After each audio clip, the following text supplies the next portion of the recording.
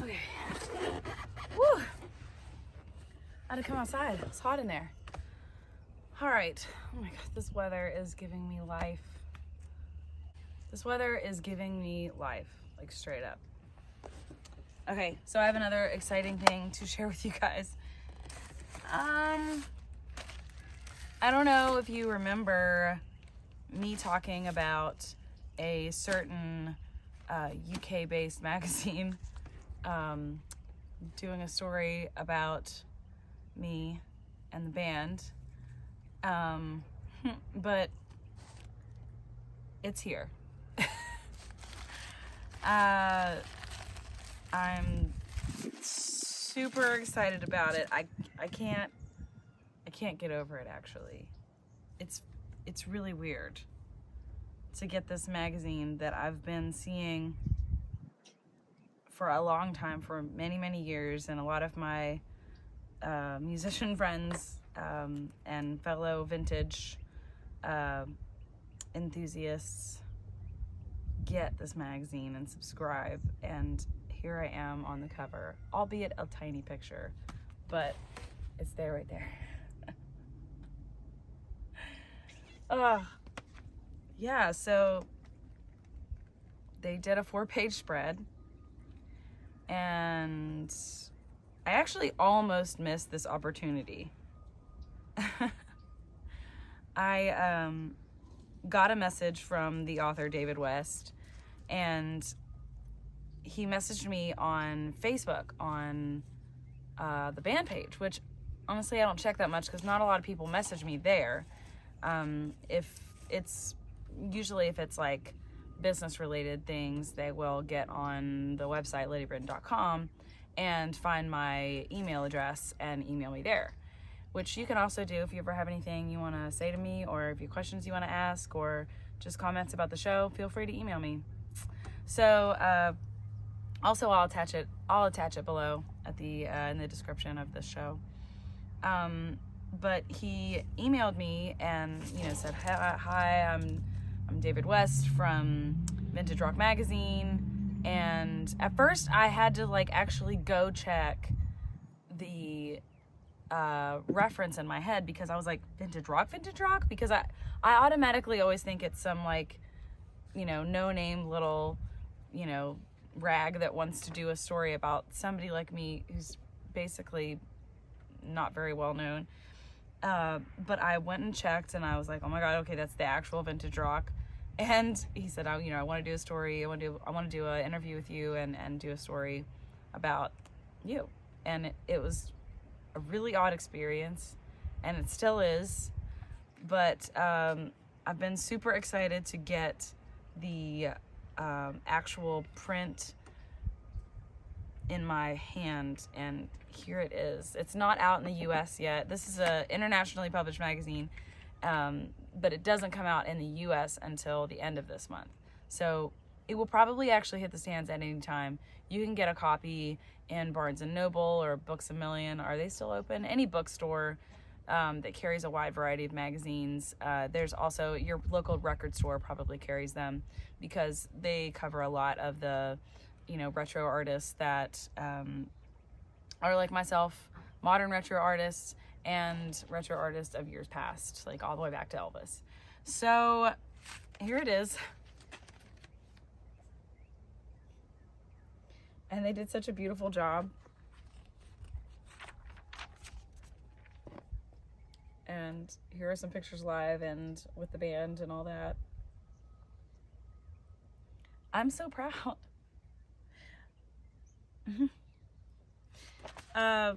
It's just very surreal to look at something like this and kind of see yourself on the pages of a magazine that you've been reading for years and your friends have been reading for years, and you know that people all over the world are going to see this.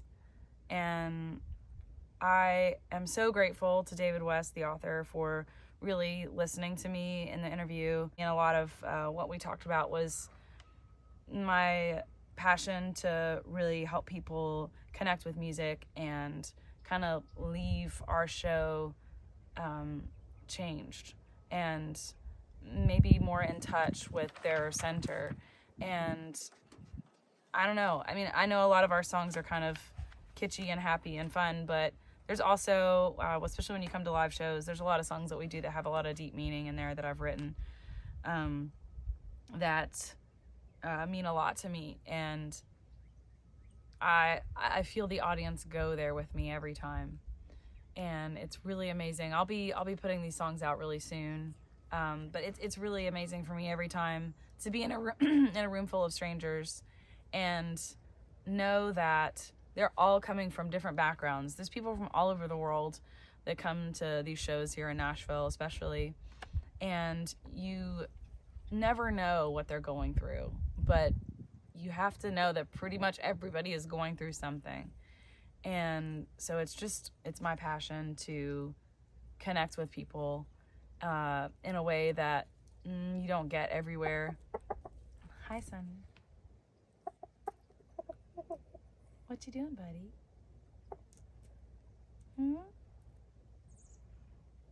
What you up to? You want to come say hi to the people?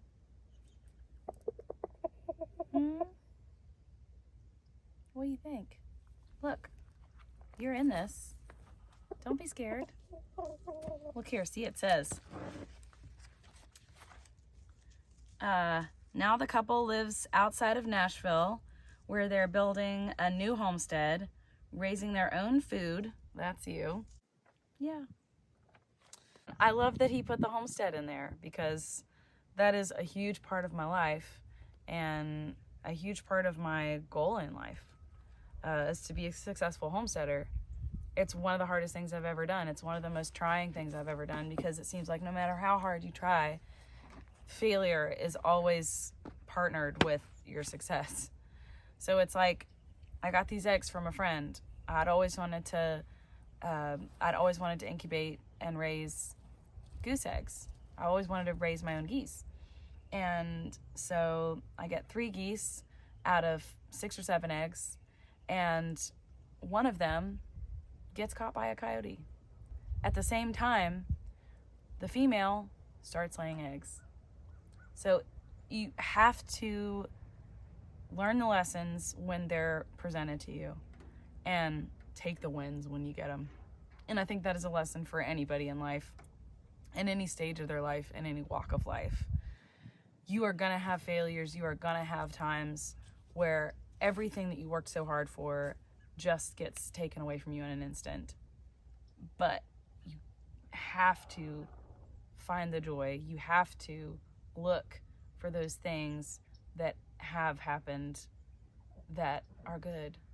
You have to count your wins when you get them. And to me, this is part of that win. It's just, it's something that I honestly never really thought would happen for me. This time of year is kind of like this time of year is kind of like an emotional Bermuda Triangle for me. And I'm just kind of accepting that this year, I think, because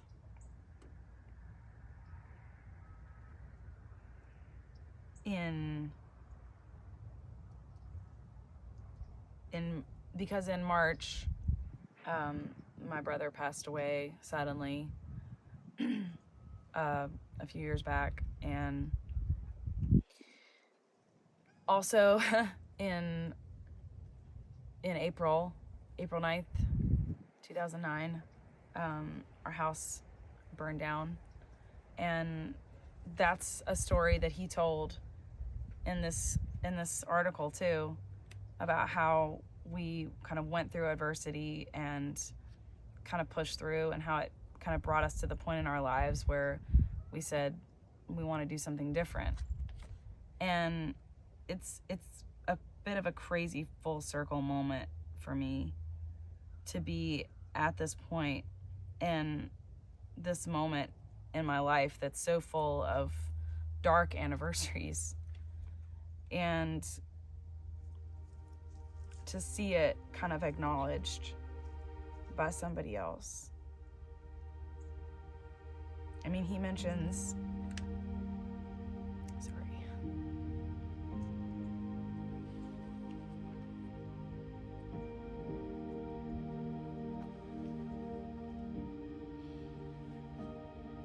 He mentions my brother passing in the song that I wrote for him. And he mentions the house fire. And I mean, I'm just looking at the words right here. The couple only escaped the blaze by jumping out of a window, but they lost everything.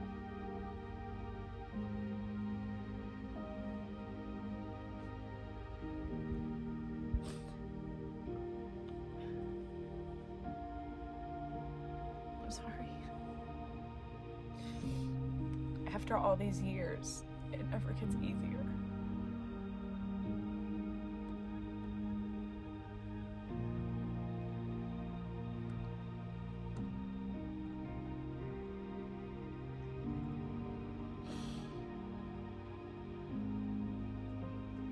I woke up this morning.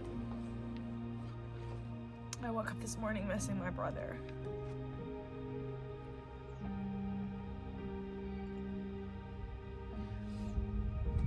And it's just...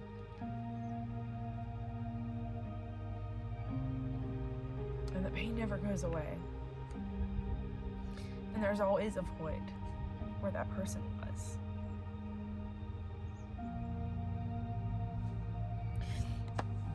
But it's moments like this, looking at this magazine, it feels like quite a benchmark for a little artist like me. And to see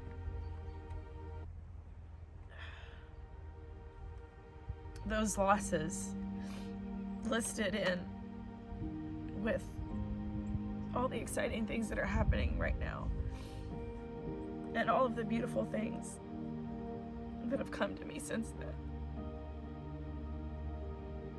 It's overwhelming. I'm so grateful. Because if you hold on to the hope of life, then every loss will be filled with something new. And it would be so easy. And I know you know, it's so easy to just want to give up when you experience loss after loss. And it feels like you'll never be whole again. But if you hold on to the hope of life and the beauty that life can bring, it's just like the magic of a seed. It's just this tiny little thing. It seems like this insignificant thing. And if you put it down underground where it's dark and cover it up, it's like it's forgotten. But with the right soil conditions and the right nutrients and the right amount of heat and water, that thing comes back to life again. And that thing grows into its own life. And it brings life to somebody else. And if allowed, it then grows its own seeds again. And if cared for, those seeds can grow new life yet again. And on and on. And it's so easy to just get stuck in that hole in the ground, all covered up. Hi, Mr. Honeybee. This is such a good sign. I love honeybees. Oh, my buddy.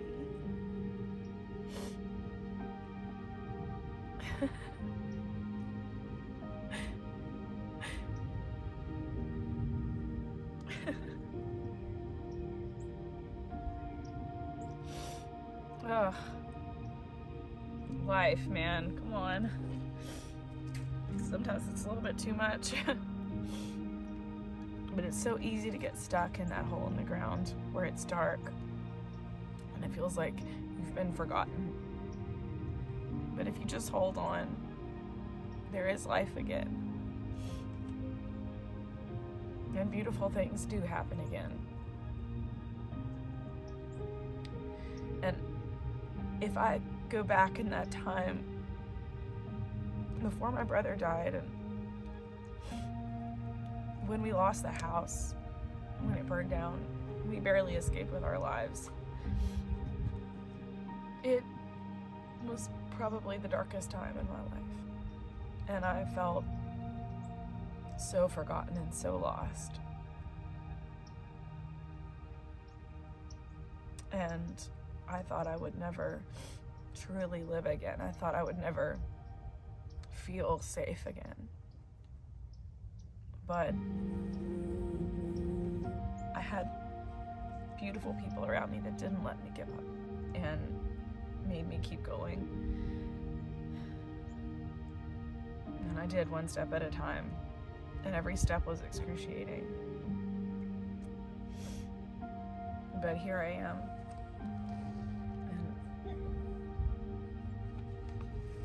And I'm looking at this article, and it lists a lot of the things that I've lost along the way, but I've gained so much.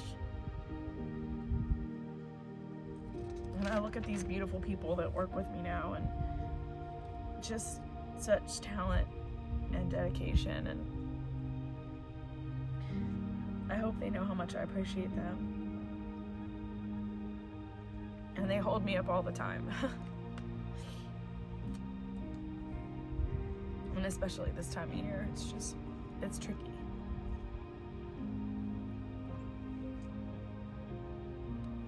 It's tricky to keep remembering the good and hold on to the good and not get pulled back down. Man, it's hard not to just take stock of your entire life in moments like this.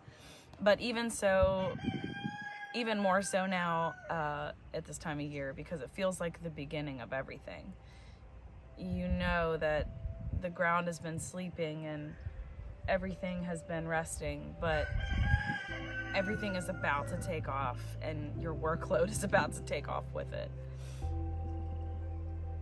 And I know there's a lot of work, a lot of change, a lot of hard lessons coming, but I'm just holding on to the hope of life. Thank you guys for watching today. I appreciate you letting me gush here on YouTube. Special thanks to my in-laws who got me these amazing Slogger boots. I think you probably remember the other boot video that I did, and they were much sparklier and much higher heeled. That I said I actually wanted the boot version of these, and I got them for Christmas, so they're gonna carry me through this gardening season, and I'm very happy to have them. Thank you, Frank and Sylvia. Thank you guys for watching.